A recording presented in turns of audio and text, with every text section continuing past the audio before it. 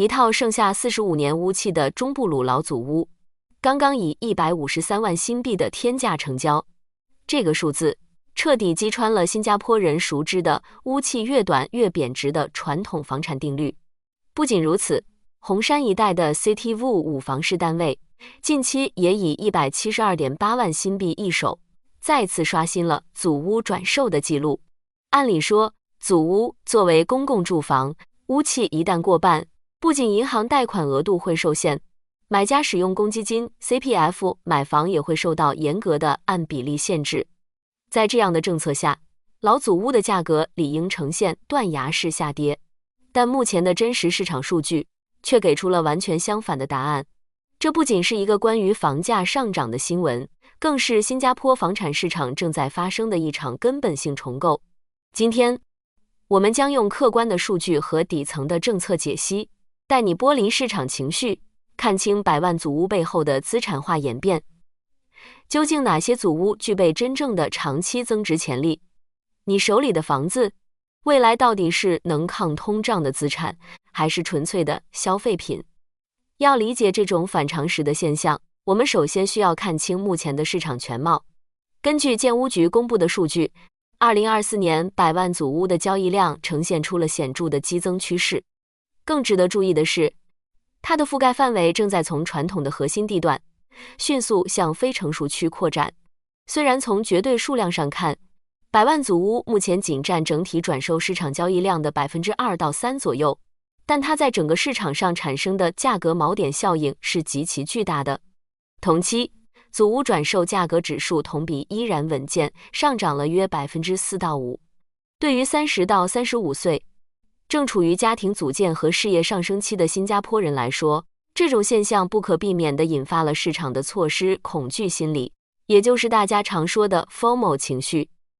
面对 BTO 长达3到4年的等待周期，以及私人公寓动辄200-300万新币的入场门槛，祖屋承载的期望正在发生质的变化。它不再仅仅是建国初期那种单纯解决居住问题的公共住房，而是被赋予了极强的金融保值属性。许多年轻买家在购房时，首先考虑的已经不是这套房子能不能住一辈子，而是未来转手时，它能不能跑赢通胀，能不能成为自己公积金账户里的一笔丰厚养老金。当祖屋的资产属性开始在买家心理上凌驾于居住属性之上，市场的定价逻辑自然就发生了偏转。但问题是，所有的祖屋都能成为资产吗？显然不是。接下来，我们来看看真正支撑起百万估值的是什么。那么，究竟是什么力量能够强大到击穿祖屋随时间必然贬值的物理规律？答案在于2个字：绝对稀缺。在房地产的传统估值模型中，地契长短固然重要，但当地段和空间的稀缺性达到一定阈值时，它们就会完全接管市场的定价权。我们来看具体的数据。目前在部分优质的成熟区地段，4房式祖屋的平均尺价已经逼近900到1000新币。这个价格区间实际上已经与部分较老的非中央区，也就是 OCR 的私人公寓持平。买家之所以愿意自掏腰包支付高昂的现金溢价，是因为这些特定的祖屋具备了不可复制的特质。我们先说文化与地段的稀缺。以开头提到的中布鲁保育祖屋为例，它们不仅地段优越，靠近市区，更拥有独特的历史建筑风貌和低密度的居住体验。在市场上，这类房子被很多高收入群体视为有地住宅的平替。全岛只有极少数区域拥有这样的保留建筑，卖一套少一套，这种绝版属性让它脱离了普通祖屋的竞价体系。其次是物理空间的稀缺，市场上极为罕见的 Jumbo Flat， 也就是大型合并祖屋，通常面积可以达到150到170平方米以上。在目前的建屋局住房供应体系中，这种超大户型已经绝版。对于需要3代同堂又无力承担同等面积私人公寓的家庭来说，空间本身在这里就成了一种抗击地契折旧的硬通货。除了物理和文化层面的稀缺，稳定的现金流预期是支撑其资产价值的另一个核心机制。在目前高昂的居住成本下，优质地段祖屋的租赁市场回报率依然能够维持在4%到5%的健康水平。在一个成熟的金融市场中，只要一项资产能够产生稳定且高于通胀的现金流，它就必然会被资金追捧。即使买家知道这套房子的屋气在不断减少，但只要每月的租金收益不仅能覆盖房贷，还能产生正向现金流，那么在财务逻辑上，这笔投资就是成立的。因此，买家支付的高昂现金溢价，本质上是在为这套房产的不可替代空间以及未来的租金收益预期提前买单。这说明百万祖屋并非毫无理性的市场泡沫，而是市场在供需结构性失衡下对优质资产进行重新定价的必然结果。不过，如果仅仅是供需关系，还不足以解释近期的集中爆发。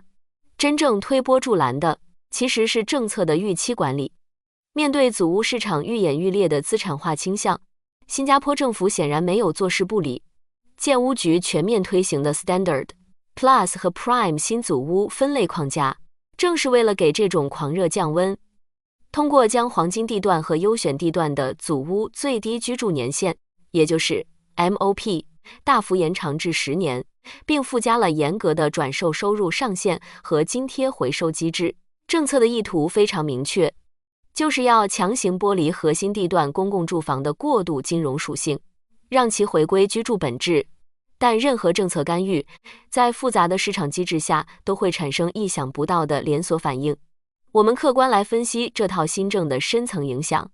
在长期来看，新政确实能有效遏制未来新祖屋的短期炒作，但在短期和中期内，它却在目前的转售市场上形成了一种强烈的锚定效应。试想一下，当一个买家清楚地知道未来在红山、嘉冷或女皇镇等成熟区申购的新祖屋，不仅要住满10年才能卖，而且转手时，下一任买家还必须符合14000新币的家庭收入上限。这就意味着，未来这些房子的接盘侠群体被大大缩小了，退出的流动性受到了限制。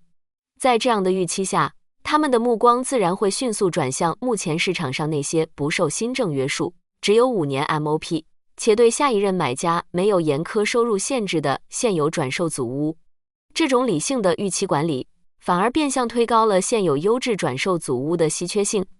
买家愿意现在多花20-30万，买的是未来的自由交易权。这就解释了为什么在政府出台多轮降温措施后，百万祖屋的交易量依然坚挺。新加坡的祖屋市场正在形成一条清晰的分水岭，走向彻底的两极分化。